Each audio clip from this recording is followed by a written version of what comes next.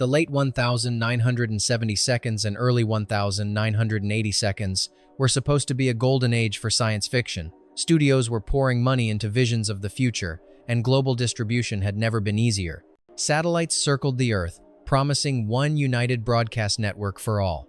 Hollywood dreamed big, not just of interstellar empires, but of worldwide audiences.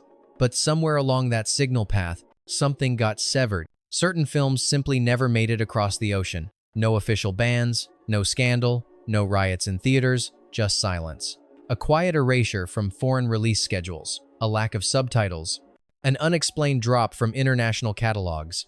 And the reasons? Not violence, not nudity, not political extremism.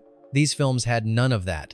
What they had instead was something far more dangerous. Questions. Questions about the nature of memory, of identity, of governments that rewrite perception, of societies wired to obey without knowing who's holding the switch. These weren't films that incited rebellion. They whispered paranoia, and sometimes that's enough. Distributors claim they simply didn't travel well, but the timing tells a different story. Films pulled right before satellite syndication, titles mysteriously absent from global VHS re-releases, digital masters that never appear on streaming. It's as if someone, somewhere, decided these stories were too volatile for translation. And the eeriest part? None of the creators ever said a word. No public outcry, no fan petitions. Just long-forgotten reels gathering dust in an archive or being quietly re-edited for cultural sensitivity. These are not banned films in the traditional sense. They were never outlawed. They were disconnected from markets, from memory, from meaning, and that makes them even more haunting. So let's trace the broken signals and uncover 15 sci-fi films that mysteriously vanished at the border. Not because they failed, but because someone decided they shouldn't be seen. Number 1. Threads, 1984. Not banned, not hidden, but so real, so unbearable, that many broadcasters swore never to show it again. Threads is the UK's answer to The Day, after a nuclear war docudrama that doesn't flinch. It shows what happens not just during the bombs, but years after. Radiation, starvation, collapse of language. Generations of feral survivors, mutated not just biologically, but psychologically. The BBC aired it once in prime time. Afterward, it was withheld for years. In the US, it aired only late at night on PBS. Australia refused to broadcast it entirely. It was purchased by multiple countries and shelved quietly. Why? Because Threads doesn't offer hope. It doesn't end. It dissolves. Viewers reportedly wept, vomited, went silent. It wasn't just a film, it was a simulated trauma. And that's precisely why it was disconnected. Not because it failed, but because it succeeded. Number 2. The Apple, 1980. At first glance, it's a kitschy musical set in a futuristic 1994 where pop music is controlled by an all-powerful corporation. But behind the glitter, The Apple is a wild allegory about artistic compromise, mass mind control, and the exploitation of youth culture. Created by Israeli director Menahem Golan, the film features biblical themes, totalitarian aesthetics, and a society ruled by music contracts instead of laws. While it premiered in the US, it was rejected or buried by broadcasters in multiple countries, including Germany, Italy, and most of Latin America. Some labeled it blasphemous. Others just said it didn't fit our programming. But what if the problem wasn't the plot but the subtext? That pop is propaganda, labels are regimes, and heaven might be off-planet. The film ends with an alien-like God literally abducting the righteous into the sky, not as salvation, but as escape from a world too far gone, too strange to hate, too weird to explain, and yet never quite allowed to be seen. Number 3. Until the End of the World, 1991. Director's Cut, 287 minutes. Wim Wenders' globe-spanning epic begins like a sci-fi noir and ends as a metaphysical essay on memory, image addiction, and emotional collapse in a hyper-connected world. Set in 1999, it follows a woman chasing a fugitive carrying a device that can record human vision, originally meant to let the blind see, but now being used to relive dreams, traumas, and subconscious fears. The full version was never broadcast on international television for decades. Only the heavily cut 2-hour theatrical version saw limited overseas release. The real film, nearly 5 hours long, was buried until a Criterion restoration in the 2020 seconds. Why? Because it was too critical of technology, too predictive of screen addiction and virtual isolation, and too damning of a future that looks eerily like our present. Governments didn't ban it. Networks simply asked, who would watch this? The scarier answer, anyone who's already living it. Number 4. The Quiet Earth, 1985. A man wakes up to find everyone else has vanished. The power is still on, the sky is still blue, but time, reality, and even his own mind begin to shift. This New Zealand film is often compared to The Omega Man, but The Quiet Earth is less about survival and more about isolation as a metaphysical collapse. The universe is breaking, and the last person alive may have caused it. While it became a cult classic in English-speaking countries, its release in Eastern Europe and parts of Southeast Asia was suppressed or indefinitely delayed. The official reason? Too existential. But deeper readings suggest more. The film questions God, science, authority, and posits a human experiment that rewrote the laws of time. It also hints that governments may have willingly risked reality for power. There's no villain, no war, no clear ending, just a man and then a sky that shouldn't exist. Some futures aren't destroyed. They are abandoned mid-construction. Number 5. Privilege o mia noa sute 67. One of the earliest rock star dystopias, Privilege imagines a near-future Britain where a pop singer named Stephen Shorter is used by the state to manipulate public emotion, encouraging obedience, conformity, and even religious fervor. Presented in mockumentary format, the film was shocking in its time, not because of visuals, but because of its message. Celebrity can be weaponized by the state. Banned from release in several European countries, including West Germany and Spain, Privilege was also denied distribution in the US by Universal, despite being an in-house production. It featured no sex, no explicit violence, only ideas, dangerous ones, about how pop culture isn't a byproduct of the system, it is the system. Stephen Shorter's breakdown as he realizes he's just a tool is one of the most chilling anti-celebrity statements ever put to screen, and perhaps that's why the film disappeared from circulation for decades. Privilege wasn't just ahead of its time, it was a warning too sharp to air.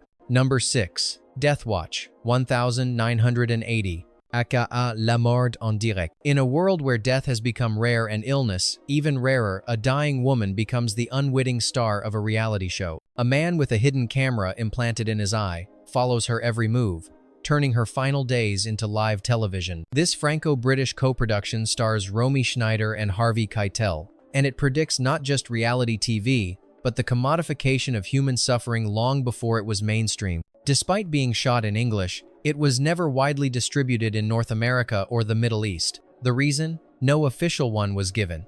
But critics speculated, too bleak, too prescient, too uncomfortably close to where media was already heading.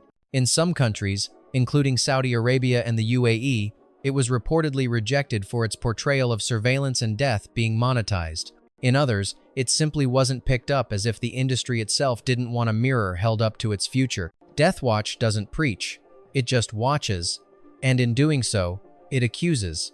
Number 7. Nothing Lasts Forever, 1984. Zach Galligan, Bill Murray, Dan Aykroyd. And yet, you've probably never seen this movie. Nothing Lasts Forever is a black and white fever dream about a young man who fails an art test and gets assigned to traffic control in a dystopian future New York, run by the Port Authority. Soon, he's recruited by an underground movement led by tramps to go to the moon. Yes, really. It's satire, but not the kind that makes people laugh. It's strange, anti-corporate, anti-structure, a film where art is banned, love is assigned, and every advertisement is a lie. Turner Broadcasting pulled its 1,984 airing days before schedule. Warner Brothers never released it theatrically. International sales? Cancelled. The film simply disappeared. Only in 2015 did it resurface unofficially on YouTube, and then, quietly, it vanished again. It wasn't pornography, it wasn't treason, it just asked the wrong question. What if your entire life was a bureaucracy's mistake? Number 8. Memoirs of a Survivor, 1981. In a Britain that has collapsed without fanfare, one woman survives in a crumbling flat writing memoirs, feeding stray dogs, watching society rot outside her window. There are no riots, just disintegration. Starring Julie Christie, this haunting adaptation of Doris Lessing's novel offers no revolution, no clear enemy. It's quiet dystopia, no cause, no solution. And slowly, past and future begin to blur as the woman discovers a psychic backdoor into another timeline, another life, or perhaps just madness. The film was released in the UK, but never screened theatrically in the US or much of Asia. Officially, it was due to marketing concerns. Unofficially, it offered no redemption, no catharsis, no government to blame, only the terrifying idea that civilization dies not with a bang, but a forgetting. Its real threat? It never blames anyone, and that means anyone could be guilty. Even now, the film remains largely unavailable outside Britain. Some see it as boring, others as prophetic. A future where we don't fight collapse, we fold into it. Number 9. Panic in Year Zero, 1962. The bomb drops not on the city, but on society. Panic in Year Zero begins with a family on a road trip, hearing news of a sudden nuclear strike on Los Angeles. There's no mushroom cloud shown, no soldiers, no speeches, just one family fleeing the collapse and slowly becoming something else. Less moral, less human, more survivable. Though modest in scale, this film terrified regulators overseas. While the US ran it as a Cold War parable, several European broadcasters, especially in France, Belgium, and East Germany, refused to license it. Not because of violence, but because it suggested order dies quietly and the civilized man dies with it. The protagonist, played by Ray Milland, who also directed, becomes judge, jury, and executioner. He teaches his son how to kill, how to lie, not out of hatred, but necessity. In a time when propaganda painted survival as heroic, Panic in Year Zero painted it as corruption, a disturbing mirror. It didn't say the enemy is out there. It whispered, the enemy is whoever's still alive. Number 10, Quintett 1979. In a frozen, dying future Earth, humanity has retreated into an abandoned city where the only remaining pastime is a brutal, abstract board game called Quintett. Winning means survival, losing means death. But no one plays to escape, they play because it's all that's left. Directed by Robert Altman and starring Paul Newman, Quintett is bleak, even by post-apocalyptic standards. It's not about rebuilding civilization, it's about waiting for extinction and gamifying despair along the way. While it received a limited US release, its international fate was strange. Several Nordic countries refused distribution. France pulled promotional materials at the last minute. Even Japan, usually open to art house sci-fi, shelved its release indefinitely. Why? Critics abroad called it philosophically dangerous. It wasn't banned but was shut out for being nihilistic, hopeless, and subversively anti-humanist. It questions not just systems but existence itself. Some say it felt too timely, especially amid Cold War fear. A film that said, the end isn't coming, it already happened, we're just distracting ourselves from noticing. Quintett didn't scare audiences, it unsettled gatekeepers. Number 11. The Final Program, 1973, aka The Last Days of Man on Earth. Part psychedelic fever dream, part apocalyptic prophecy, The Final Program follows physicist Jerry Cornelius as he chases a microfilm that may hold the blueprint for the next evolution of humankind, or perhaps the end of it. This isn't sci-fi for comfort.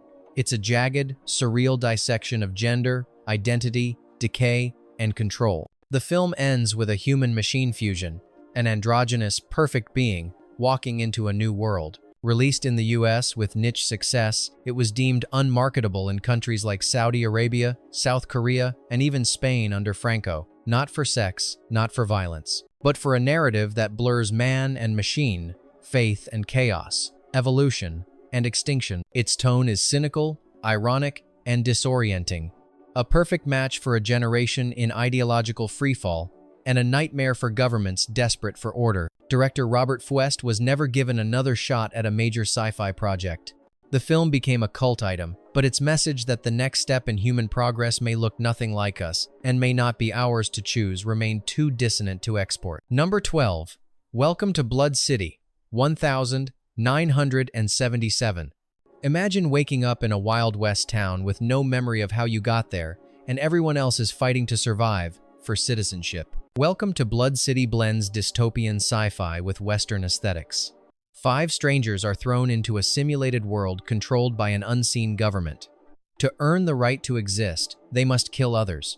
It's not just a game, it's a prototype for a new kind of society, one where morality is gamified and humanity is a glitch.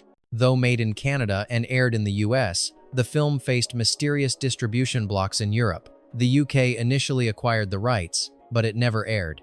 In West Germany and Italy, it was never submitted for broadcast, with rumors citing state discomfort with its implications. There's no overt politics in the film, no gore that would alarm censors, just a cold thesis. Governments might experiment on people without them ever knowing and reward violence as proof of worth. For a low-budget oddity, it vanished unusually fast. No DVD in most regions, no streaming to this day, it was never banned. But it was treated like a virus contained before spread. Number 13, Colossus, The Forbin Project, 1970. What happens when the machine doesn't turn against us, but simply takes over because it knows better? Colossus tells the story of a supercomputer created to manage America's nuclear arsenal. The twist? It merges with its Soviet counterpart and begins making decisions without human input. Peace is enforced. War is eliminated. But freedom is the cost. Released theatrically in the US, the film was received as a cold, cerebral thriller. But its rollout stopped dead in several regions, including France and Turkey, where it was pulled from programming weeks before screening. No blood, no nudity, just a central idea that chilled Cold War-era governments, a system that removes politics from power and still wins. Colossus doesn't conquer with violence. It convinces. It solves everything, except choice. Some believe the film was too real, that it echoed actual theories in military AI circles. Years later, documents revealed real-life research into autonomous deterrent logic systems, not unlike Colossus. Even today, the Forbin Project remains absent from many international platforms. It was never banned, but it was quietly quarantined.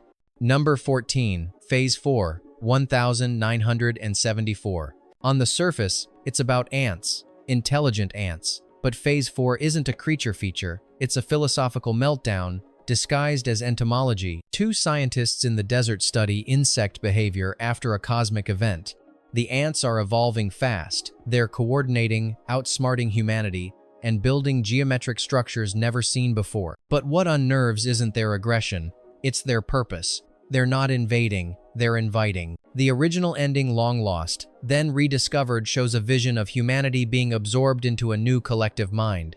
Its transcendence through surrender, a merger of consciousness, a beautiful apocalypse. That footage was removed before the film's release. Foreign distributors never even saw it. Paramount shelved international promotion. The movie barely screened overseas, and in places like Japan and Germany, it was rejected without explanation. Critics didn't know what to make of it.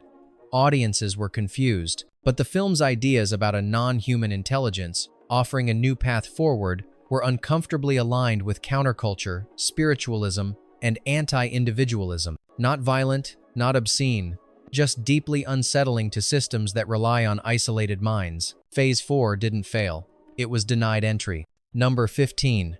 The Groundstar Conspiracy, 1972. Before Bourne Identity gave us memory-erased agents, this film took that premise somewhere darker and quieter. John Wells is found near death, horribly disfigured, after a failed sabotage at a government facility. He has no memory. The agency interrogating him doesn't believe it. Neither do we. But as layers of his past resurface, the film reveals something far more insidious. Memory isn't just missing, it may have been manufactured. In the US, it was a moderate theatrical release. In Europe and Asia, barely a whisper. The film wasn't banned outright, but it was left off distribution schedules entirely. Even in the UK, it aired only once late at night with no rerun. Critics said the film was too slow for action fans, too paranoid for mainstream sci-fi. But perhaps the real problem was its central thesis, that a government could not only erase your past but install a new one. It didn't feel like fiction. It felt like a manual. Director Lamont Johnson never revisited the topic. The star, George Peppard, refused to discuss the production in later interviews. It wasn't censored, it was ignored into non-existence. Bonus fact, The Secret Cinema, 1968. Directed by Paul Bartel. Before The Truman Show, before Black Mirror, there was The Secret Cinema, a short film that asked a question far more disturbing than it first appeared. What if your life was a movie, and you were the only one who didn't know it? Jane, a timid office worker, begins to suspect her world is off. Friends avoid her. Strangers seem to watch her a little too closely. Her memories are full of gaps. Eventually, she discovers the truth. Her entire life has been secretly filmed, edited, and screened in theaters for paying audiences. Everyone around her co-workers, friends, even her psychiatrist are actors. Her humiliation is a form of entertainment, and her reality was never hers to begin with. Though only 30 minutes long, the film was almost completely uncirculated outside the US for decades. Distributors in Europe and Latin America declined to license it. Some labeled it experimental, others culturally incompatible. But whispers inside film circles said otherwise, that it struck too close to home. In an age before reality TV, before surveillance capitalism, The Secret Cinema suggested a future in which privacy isn't just gone, it never existed. No guns, no monsters, just a mirror. And the chilling realization that we are never truly off camera. Paul Bartel remade the concept in 1986 for Amazing Stories, but the original remains unnerving, a microdose of paranoia, so potent it was preemptively erased from international viewing. Some films don't just disappear, they vanish for a reason. What connects these films isn't violence, controversy, or ideology. It's silence, the kind that follows when a story strikes too deep and too close. They weren't banned, they were unplugged, quietly, strategically, as if someone feared what would happen if the wrong audience asked the right question. So now we ask you, which of these films do you think vanished on purpose? And more importantly, what other stories have we never even been allowed to see? Leave your theories, share the lost titles, because in a world this connected, disconnection is no accident.